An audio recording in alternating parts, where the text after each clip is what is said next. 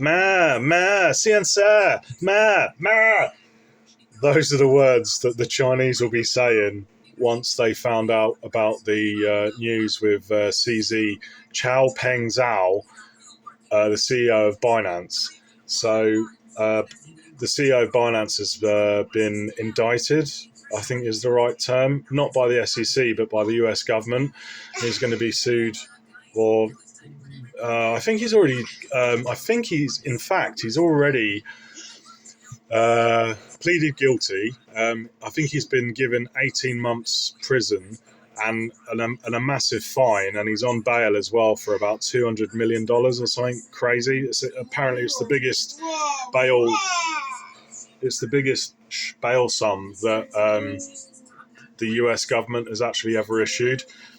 So people have been asking me, why is this happening? Well, so I've been issuing warnings about Binance for at least 6 months, probably 2 years, in fact. And it's quite obvious that they were going to go after Binance. Binance has, or let's see if they still do, Binance had, or probably has, the biggest volume, daily volume of crypto exchanges in the whole space. If I just look at Bitcoin, yeah, it's still Binance. They still have the biggest volume. So why Binance? Well, most of crypto, because it's unregulated and it is shady. We are in the Wild West. People are making money hand over fist.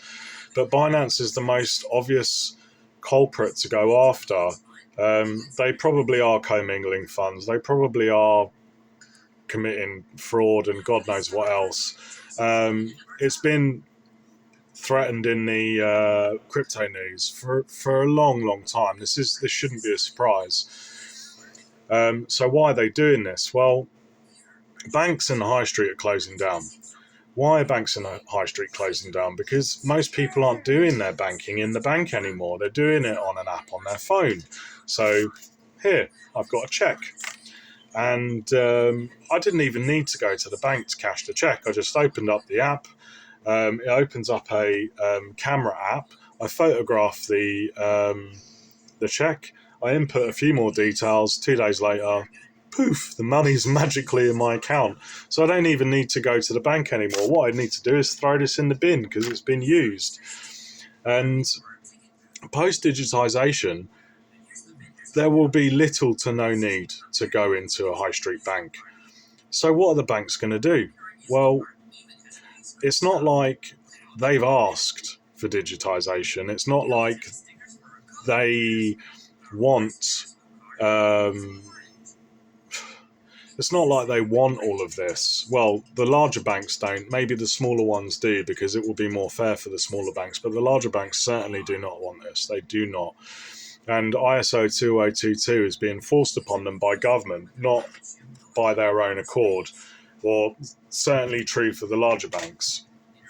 Although, like Citi, which is one of the biggest cross-border payment banks in the world, and Standard Chartered, I think that they do want to take market share from JP Morgan, and in the traditional banking ways that things are now, I don't think they're able to. So I think that in digitization, it might benefit them. I think, yeah, maybe JP Morgan isn't to benefit. Anyway, I digress.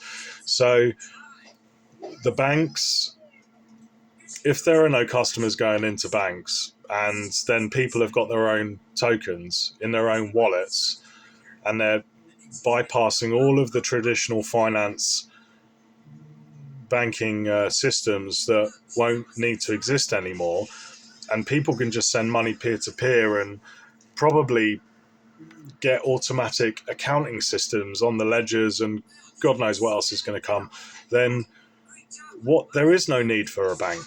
So the banks basically need to become the new crypto exchanges. And the way that they're going to do that is that they're going to bully the crypto exchanges out of business. And Binance is the most obvious exchange to go after because it's a Chinese exchange.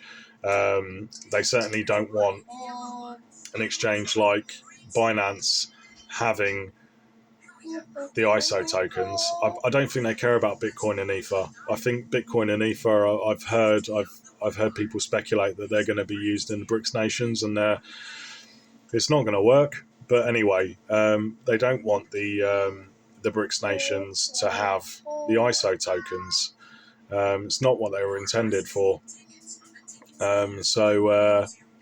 Yeah, basically, the banks are going to use the government to bully out the exchanges. They're going to overtake the exchanges, although we're yet to see that stage of it. And so on and so forth. So post digitization, the banks aren't obsoleted and deleted, because at the moment I can't see any use that a bank is going to serve post digitization. I can see every use that an exchange is going to serve, and a DeFi exchange or a DeFi DEX or a DAO. I can't see anywhere where banks fit into this. So they're going to make themselves fit, because otherwise they're going to all be out of jobs. And I don't think they want that. And they won't be able to make any money out of us, we the people. And they definitely want to make money out of us, we the people. Like, absolutely. That's how they're so big and powerful as they are today. So, and it's the exact same thing that happened with BitTorrent. So BitTorrent was the live alpha of blockchain. It was the BitTorrent protocol was written by Jed McCaleb. Jed McCaleb co-authored the XRPL and is now and worked at Ripple and is now the CEO of Stellar. And the Stellar Lumen token, it's got the same code that the XRP and the XRPL runs on. It's the same code. And when XRP moves, so does Stellar. Shh, don't tell anyone. No. Not financial advice, not a financial advisor, not a translator, not a singer, just a noob. I like making crypto videos. Once they tried, with BitTorrent, what they tried to do was they couldn't stop the protocol. It's unstoppable. It's public and open and available on the internet for anybody to use. You can go and use it right now. You can go and rip off a film right now. So what they did was they, like large countries like the UK and Netherlands and let's say Western countries like the UK, Netherlands and America, the big ISPs, in the UK it's BT, then Virgin Media, they went to those ISPs, they looked at user data, and then they started fining people on those larger ISPs. If you was on a smaller ISP, they didn't look, they weren't interested.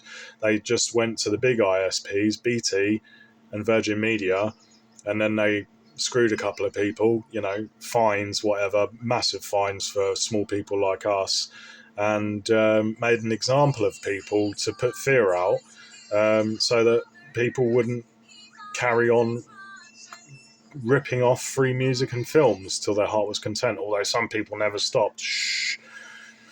So it's pretty much the same thing that's going on here.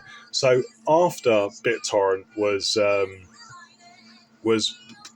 after they'd done what they could have possibly done to make it as difficult as possible to carry on doing it, you then started seeing things like Apple Music, Amazon Music, Netflix, so on and so forth. So at the moment, they're trying to stop the exchanges, trying to stifle and make it as difficult for retail to buy. So they're stopping they're going after the exchanges. They're putting limits on your bank accounts so that you can't easily buy. Don't use a Revolut bank, by the way, because they don't put limits on you, and you need limits. So don't use Revolut because they won't stop you. All right. So Santander recently just went on a massive AML investigation on me, like, so stupid. I gave them such a hard time that they gave up, to be honest. I mean, yeah, I won't go into the ins and outs. You can ask me personally if you want to know. You might laugh about what I asked them to do and what I told them to do and what I wasn't going to do. But anyway, so yeah, the whole thing is just ridiculous, but it's quite obvious why they're doing it, and they're doing it for future moves that are yet to be seen.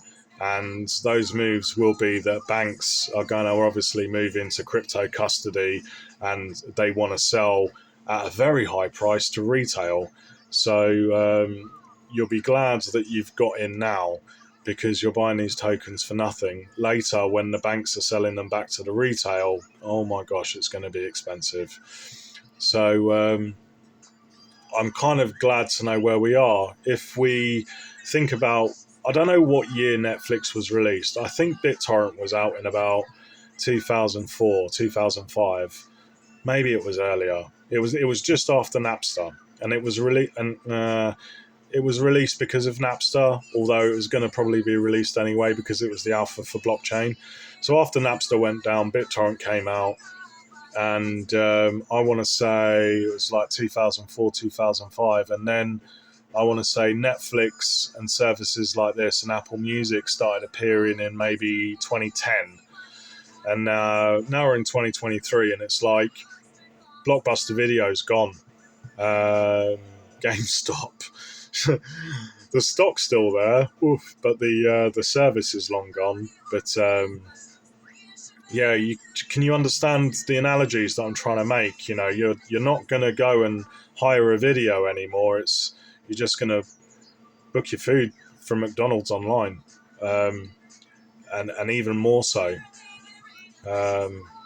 An interesting thing that kind of relates to this topic.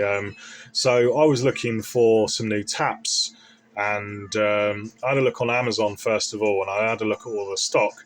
Then I went to bnq.com, which is DIY.com. They have all the same stock. It's all the same. It's all the same stock, just with a different front end on the website. It's all the same stock, and the prices are different on B&Q and or DIY.com. The prices are dearer. They're cheaper on Amazon, but it all comes from the same warehouse. It's just anyway. But yeah, you won't have. There won't be banks. You won't be doing banking in a bank. The banks need to be the crypto exchanges, and this is why it's happening. Also, importantly, about the price, the BNB, the Binance chain price. So it's not really been a bank run. I wouldn't call it a bank run. So it maxed out on its local high with everything else earlier this month at $266. And right now it's at $233, and that's still higher than the price in October of $228 or $221. So is the price of BNB being affected by the CZ news, or is it just pulling back like everything else? And the charts are scripted, because at the moment the price of BNB is still above the October high. So is it a bank run, or are the charts just doing what the charts do, and they're pre-programmed, and the news just somehow manages to fit and coincide? I don't think that the news matters. I think that the charts dictate the news, and right now XRP is about 0.5% higher than the high of the 31st of October. So it's still a lower high at the moment for XRP and lots of other tokens on the market. So I'm not really buying that there's been a bank run on BNB. I think it's the chart is just reading what everything else is reading, and it's the same pre-programmed, predetermined path. Not financial advice, not a financial advisor, not a singer, not a translator, just a noob who enjoys talking waffle about crypto. Cheers.